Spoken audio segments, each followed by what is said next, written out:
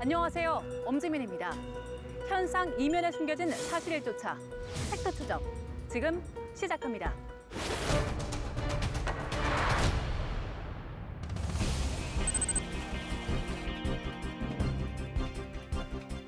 윤석열 당시 대통령에 대한 탄핵 심판이 진행되던 지난 1월, 미국에선 도널드 트럼프 대통령이 두 번째 임기를 시작했습니다.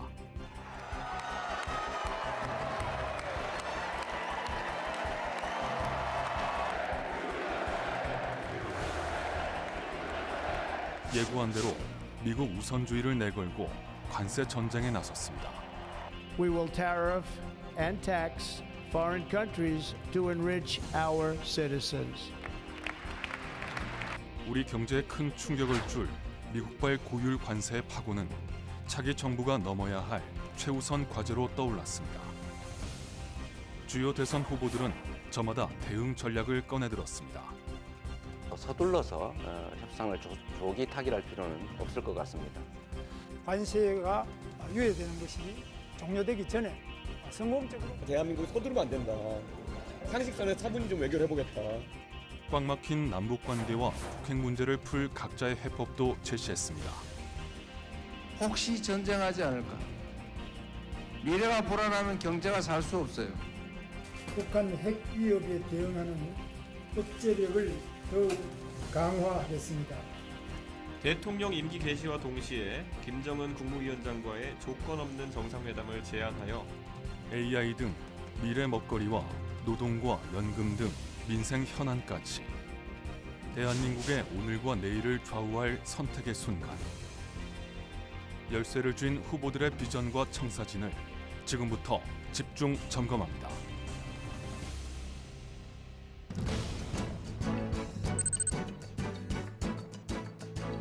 오늘의 팩트체커 윤성훈 기자와 함께합니다. 윤 기자, 지난 시간에는 정치와 사법, 사회 분야 공약을 다뤘는데 오늘은 어떤 분야를 살펴볼 예정인가요? 네, 미국과의 관세 협상 등 통상과 경제 이슈, 대미 관계와 직간접적으로 연결된 국방과 남북 현안, 그리고 노동과 원전 정책 등 쟁점 사안을 짚어보려고 합니다. 자동차와 철강 등 이미 25% 관세가 부과된 일부 품목을 제외한 대다수 우리 수출품에 대한 미국의 25% 상호 관세는 오는 7월 8일까지 유예된 상태입니다. 관세 비관세 조치, 경제 안보, 투자 협력, 환율 정책 등 4대 의제를 푸는 건 인수위 준비 기간 없이 바로 닻을 올릴 차기 정부의 몫이 됐습니다. 6월 3일 조기 대선 이후 주어진 협상 시간은 불과 한 달 남짓. 주요 대선 후보들은 국익 우선이라는 목표에는 뜻을 같이 했지만 속도와 타결 조건 등 각자의 보관은 달랐습니다. 서둘지 않는 게 일단 좀 중요할 것 같고요. 사안도 다 묻고 기업과 정부도 같이 연합하고. 조선, LNG, 방산, 반도체, 원전 투자 협정을 아우르는 포괄 패키지 협상을 추진하겠습니다. 단순한 교역국이 아니라 안보와 전략을 공유하는 우방국이라는 인식을 확실하게. 엎친 데 덮친 경제 위기를 극복하기 위한 처방에서도 차이를 보였습니다.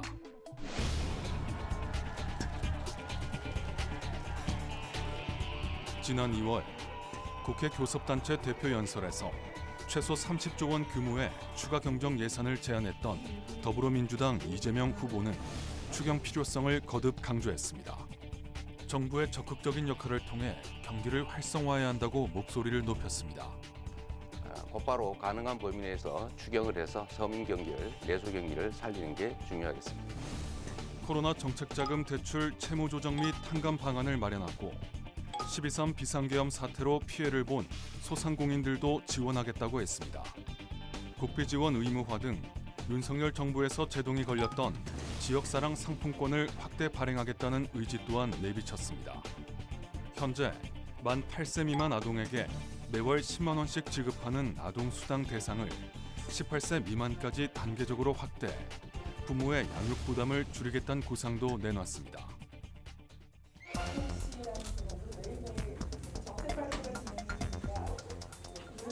국민의힘 김문수 후보는 기업 규제를 완화해 투자를 늘리고 좋은 일자리를 창출하겠다고 공언했습니다.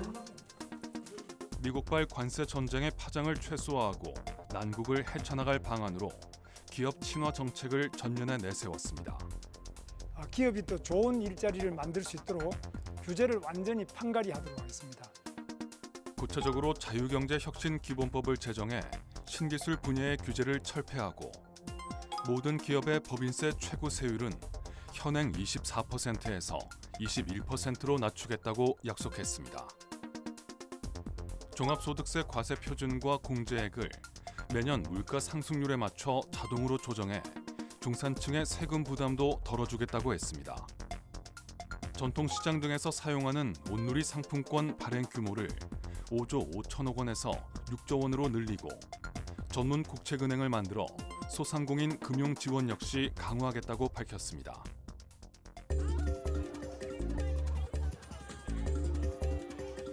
개혁신당 이준석 후보는 지역경제 활성화와 고용 창출 해법으로 해외 이전 기업의 국내 복귀, 리쇼어링 촉진을 들고 나왔습니다. 해외에서 돌아온 기업에는 외국인 노동자 임금을 차등 적용해 인건비 부담을 덜어주는 등 혜택을 주겠다는 겁니다. 해외에 갔던 기업들이 리쇼어링하는 방법에 대한 저희의 대안을 내놓은 적이 있습니다. 2차 산업 진흥책들을 국민 앞에 내놓고 평가받을 수 있도록 하겠습니다. 만 19세에서 34세 청년들에게 최대 5천만 원을 연 1.7% 저리로 빌려주는 등 동등한 출발 기회 제공에도 힘을 쏟겠다고 공언했습니다. 각종 지원 정책의 감세까지 장밋빛 청사진들이 쏟아지고 있는데 모두 실현 가능한 것들입니까? 네, 지난해 중앙과 지방정부를 합한 우리나라 국가채무는 1,175조 원을 넘었습니다. 국내 총생산, GDP 대비 국가채무 비율도 46%로 웃돕니다. 이처럼 빚은 느는데 정작 성장 동력은 떨어지고 있는데요. 국책연구기관인 KDI에서조차 올해 우리나라 경제 성장률이 0.8%에 그칠 거란 암울한 전망을 내놓고 있습니다. 한마디로 들어올 돈은 줄고 쓸 곳은 많은 게 지금 나라 살림의 현실인데 후보들의 공약에선 뚜렷한 재원 마련 대책이 빠져 있다는 지적이 많습니다. 하고 싶은 거는 각 페이지에 30줄이 되는데 재원은 한 줄 딱 있어요. 충실하게 국민들에게 봉사하는 입장에서는 국민들에게 최대한 정보를 제공할 필요가 있겠다. 저는 그렇게 보고 있습니다. 네, 가뜩이나 침체된 경기에 미국발 관세 폭풍까지 겹치면 큰 타격을 입을 수밖에 없는 만큼 이런 의견을 잘 새겨듣고 묘안을 짜내야 할 것 같습니다. 그런데 대미 관계에선 방위비 분담금도 뜨거운 감자죠. 한미양국은 바이든 행정부 때인 지난 2024년, 오는 2026년부터 2030년까지 5년간 적용될 방위비 분담금 협상을 타결했습니다. 2026년 기준 한국이 미국에 내는 돈은 연간 10억 달러를 상회하는 1조 5천억 원가량입니다. 하지만 올해 출범한 트럼프 2기 행정부는 추가 인상을 요구하며 재협상을 압박할 가능성이 크다는 관측이 나오고 있습니다. If I were there now, they'd be paying us $10 billion a year. And you know what? They'd be happy to do it. It's a money machine, South Korea. 연간 100억 달러면 10조 원이 훌쩍 넘는 돈인데 북한과 대치 중인 우리로선 상당한 부담이 될 것 같아요. 맞습니다. 여기에다 북핵 등 북한의 군사적 위협과 꽉 막힌 남북 관계를 어떻게 풀지도 큰 숙제입니다. 휴전선을 사이에 두고 북한과 맞닿은 대한민국 최전방 강원도 철원. 대남 확성기 방송 등 남북 간 긴장을 피부로 느끼는 곳입니다. 미사일 발사 등 북한이 도발할 때마다 불안 수위가 올라가지만 해결 방안에 대한 주민들의 생각은 제각각입니다. 갈등을 풀기 위해 정부가 더 적극 나서야 한다는 목소리부터 무조건 대화를 먼저 하고 뭐 아무튼 어떻게 거기 진정을 시켜서 어떻게 서로 저거 하는 게 낫죠. 북핵 억제력 확보를 최우선 과제로 둬야 한다는 의견까지 다양합니다. 북한은 핵을 보였는데 우리는 안 하면 되나? 우린 그 이상의 기술이 있는데. 민심이 엇갈리는 가운데 주요 대선 후보들은 어떤 생각을 하고 있을까요?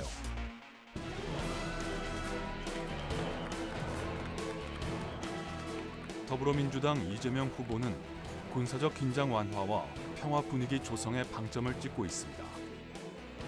문재인 정부 때 체결한 9.19 남북 군사 합의를 복원하고 대북 전단과 오물 풍선, 대북 대남 방송을 상호 중단하겠다고 강조했습니다.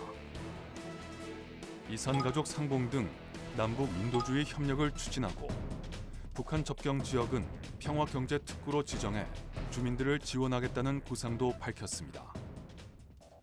특히 강원도 북부 지역들, 접경 지역들은 우리 대한민국의 안보 때문에 각종 규제, 그다음에 위협 이런 특별한 희생을 치르고 있습니다. 굳건한 한미 동맹을 토대로 대북 억제력을 확보하고 북핵 위협을 단계적으로 감축해 한반도 비핵화를 실질적으로 달성하겠다는 의지 또한 내비쳤습니다. 반면 국민의힘 김문수 후보는 상대적으로 대북 협력보다는 강력한 안보 태세 확립에 무게를 싣고 있습니다. 김문수 후보는 국립서울현충원에 이어 8일 만에 국립대전현충원을 찾아 순국 선열과 호국 영령을 참배했습니다. 위대한 대한민국을 방명록에 남긴 김 후보는 튼튼한 국가 안보를 핵심 공약 가운데 하나로 내세웠습니다. 특히 한미 동맹에 기반한 핵 확장 억제 실행력을 강화하는 데 초점을 맞췄습니다. 전술핵 재배치와 나토식 핵 공유를 미국과 협의하고 핵 추진 잠수함 개발 등을 추진하겠다고 공언했습니다. 한미 동맹을 더욱 강화하고 핵 억제력을 높일 수 있는 모든 조치를 강구하겠습니다. 개혁신당 이준석 후보는 선제적으로 남북 대화를 제안하는 동시에 조건부 핵무장 능력은 갖춰야 한다는 입장입니다. 대북 정책을 펴는 과정에서도 실용적이고 유연한 접근법을 견지하겠다는 뜻으로 풀이됩니다. 언제든지 북한이 위협적인 행동을 했을 때 조기에 그런 핵 무력을 가질 수 있는 잠재력 정도를 확보해야 된다라는 생각을 하고 있고요. 대화와 협력, 압박과 억제, 그리고 그 중간까지 대북 정책 방향이 모두 다르네요. 맞습니다. 전문가들 사이에서도 엇갈린 평가가 나오고 있습니다. 남북 관계는 지금 상황에서는 평화와 대화가 우선 방점이라고 봐야 되겠습니다. 우리가 핵 보유를 하게 될 경우에 국제사회의 제재를 피해갈 방법이 없고. 근데 핵은 핵으로만 방어할 수 있는 이 대칭적 무기입니다. 또 미국의 무역 적자를 줄이는 반대 급부로 원자력 협정의 개정 등을 조심스럽게 타진해 볼 수 있다고 봅니다. 미래 먹거리와 노동 등 쟁점 현안에 대한 주요 후보들의 생각은 어떻습니까? AI 등 첨단 산업 투자에는 한 목소리를 냈지만 이해관계가 첨예한 사안을 놓고는 의견이 엇갈렸습니다. 더불어민주당 이재명 후보는 AI 등 신산업 집중 육성을 1호 공약으로 내걸고 표심 공약 행보에 나섰습니다. 공식 선거운동 첫날 혁신과 반도체, 과학기술을 상징하는 도시를 잇따라 찾은 이재명 후보는 이른바 K-이니셔티브 벨트에 첨단 산업을 집중 육성해 세계를 선도하겠다는 비전을 밝혔습니다. 인공지능 민간 투자 100조 원 시대를 열어 AI 3대 강국으로 도약하겠다고 역설했습니다. 장기적으로 성장 동력을 회복해야 됩니다. 그 첫 번째는 AI를 중심으로 한 첨단 기술 산업에 대한 투자 늘려야 됩니다. 정부가 책임져야죠. 100조 원 규모의 AI 기업 지원 민관 합동 펀드를 조성하겠다고 약속한 국민의힘 김문수 후보도 첨단 산업 진흥 의지를 드러냈습니다. 과학기술 경쟁력을 끌어올리기 위해 제도와 조직 차원의 지원 역시 강화하겠다고 공언했습니다. 과학기술 분야의 부총리, 또 과학기술 분야의 특별한 특임 대사를 신설해서 여러분을 든든하게 뒷받침할 수 있도록 하겠습니다. 개혁신당 이준석 후보 또한 과학기술 성과연금 도입 등을 다짐하며 미래 먹거리 정책 경쟁에 뛰어들었습니다. 그리고 연구자들을 최대한 우대할 것입니다. 그리고 그들은 우리의 천명이 되어서 바로 앞에 다가온 중국과 미국과의 과학기술 패권 경쟁을 승리로 이끌 것입니다, 여러분! 하지만 평행선을 달리는 민생 현안에 대해선 여전히 견해차가 팽팽합니다. 초과 생산된 쌀을 정부가 의무 매입하는 내용의 양곡관리법을 다시 추진하기로 한 더불어민주당 이재명 후보. 파업 노동자에 대한 기업의 과도한 손해배상 청구를 제한하고 이사의 충실 의무 대상을 회사에서 주주로 확대하는 내용의 관련법 개정도 공약했습니다. 양곡관리법을 포함해 노란봉투법과 상법 개정안은 모두 윤석열 전 대통령과 한덕수 전 대통령 권한대행이 제2요구권, 즉 거부권을 행사한 법안들입니다. 경영계의 우려를 고려해 속도 조절을 시사하긴 했지만 이 후보는 노동시간 단축을 위한 주 4.5일제 도입도 단계적으로 시행하겠다는 계획입니다. 어느 날 갑자기 무슨 계엄 선포하듯이 그렇게 할 점 그런 걱정 안 하셔도 됩니다. 근데 그런 오해가 있는 것 같아요. 국민의힘 김문수 후보는 오히려 중대재해처벌법을 손봐야 한다는 입장입니다. 소규모 중소기업에까지 지나친 형사처벌 부담을 준다며 예방 중심으로 법의 방향을 바꿔야 한다고 강조하고 있습니다. 주 52시간제 유연화와 예외 확대도 내걸었습니다. 반도체 등 첨단 산업 경쟁력 제고 등을 위해 노동자가 원하는 만큼 집중해서 일하고 쉴 수 있도록 해야 한다는 게 김 후보 측 주장입니다. 근로자가 원하는 만큼 집중해서 일하고 쉴 수 있도록 주 5시간, 52시간 규제를 개선하겠습니다. 탄력 근로와 선택 근로제 단위 기간을 최소 만기 이상으로 확대하겠습니다. 40대 기수론을 내세운 개혁신당 이준석 후보는 고갈 위기에 놓인 국민연금 개혁을 승부수로 띄웠습니다.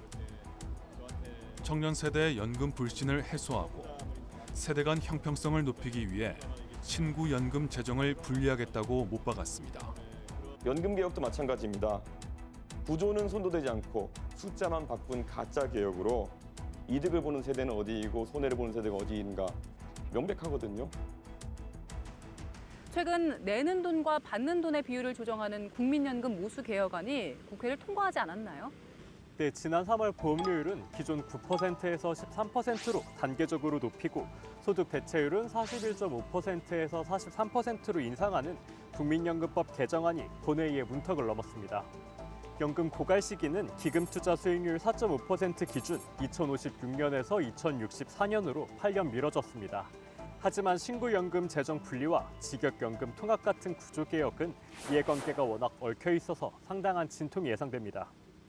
국민연금과 앞서 전해드린 노동 관련 쟁점 외에 이사의 충실 의무 대상을 회사에서 주주로 확대하는 내용의 상법 개정도 논란의 중심에 섰죠. 네, 주주 권리를 강화할 거란 주장과 소송 위험에 기업 경영이 위축될 거란 의견이 맞서고 있습니다. 모든 주주의 이익을 비례적으로 보호를 해줘야 되는 이제 상황이 법적 의무로 이제 부과가 되는 거죠. 이런 주주 신뢰 이익의 이런 보호에 기여를 할 수 있는 효과가 있습니다. 어떤 의사결정을 할 때 법적으로 이게 되는지 안 되는지에 대해서 법률 검토를 하게 될 것이고 법적 리스크가 최소화 되는 방향으로 이제 결정을 할 수밖에 없게 될 텐데. 양곡관리법 개정안 역시 쌀값 안정과 농민 보호에 중점을 두는 쪽과 과도한 재정 부담을 걱정하는 쪽이 나뉘어 있습니다. 여기에다 주요 후보들이 하나같이 강조하는 AI, 전기 먹는 하마로 불릴 정도로 전력 소비가 많은데 관련 대책은 있습니까? 원자력 발전을 놓고 온도차가 있습니다. 데이터 처리와 모델학습, 그리고 서비스 제공 과정에서 막대한 전기를 쓰는 AI 산업. 전력 수요 급증에 대비해 안정적 인프라 구축이 필요하다는 데는 주요 후보 모두 이견이 없지만 방법론을 놓고는 생각이 갈립니다. 더불어민주당 이재명 후보는 재생에너지 확대에 역점을 두면서도 원전 활용과 차세대 원전 기술 개발을 병행하겠다는 뜻을 밝혔습니다. 현재 상태로는 새로 짓는 것도 있기 때문에 지금 있는 것만 해도 2060년까지는 쓸 수 있는 상태고요. 그 사이에 재생에너지니까 뭐 풍력이든 태양광이든 이 재생에너지 비중을 대폭 늘리고 이에 반해 국민의힘 김문수 후보는 건설 또는 계획 중인 대형 원전 6기와 소형 모듈 원전 1기를 차질 없이 지어 원자력 발전 비중을 60%까지 늘리겠다는 방침입니다. 이럴 때 값싸고 안정적이고 깨끗한 원자력 발전, 이 많이 준비하는 것이 국가 에너지 전략의 핵심이라고 생각합니다. 개혁신당 이준석 후보도 풍력과 태양광 등 재생에너지보다는 원자력 발전이 효율적이라며 원전 중심 정책에 힘을 싣고 있습니다. 에너지 수요는 갈수록 AI와 로봇의 발달로 늘어날 텐데 탈석탄하고 감원전하면은 기저전력 수요가 늘어나는 것에 무엇으로 대응하시겠습니까? 재생에너지는 경제성이 떨어진다, 원전은 안전이 우려된다 같은 여러 목소리가 있는 것도 사실인 만큼 이런 의견을 잘 반영해서 로드맵을 그려야 할 것 같습니다. 마지막으로 군소 후보의 공약도 소개해 주시죠. 먼저 민주노동당 권영국 후보는 일하는 모든 사람을 위해 노동권과 사회 안전망을 강화하겠다고 약속했습니다. 불안정, 무권리, 저임금 노동자 1,300만 명 권리 보장으로 불평등 해소의 전환점을 만들겠습니다. 무소속 황교안 후보는 저출생 문제 해법으로 첫째 출산 시 1억 원, 둘째 출산 시 2억 원 등 출산 장려금 제도 등을 제시했습니다. 무소속 송진호 후보는 남북 간 경제문화 교류를 확대해 실질적 통합 기반을 마련한 뒤 단계적 평화 통일을 추진하겠다는 구상을 내놨습니다. 윤 기자 수고 많았습니다. 팩트 추적은 2주에 걸쳐 주요 대선 후보들의 공약을 집중 점검했습니다. 국민 여러분이 소중한 한 표를 행사하시는데 조금이나마 도움이 됐길 바랍니다. 대선이 끝난 뒤에는 새 대통령에게 주어진 과제와 시민들의 바람을 정리해 찾아뵙겠습니다. 시청해주신 여러분 고맙습니다.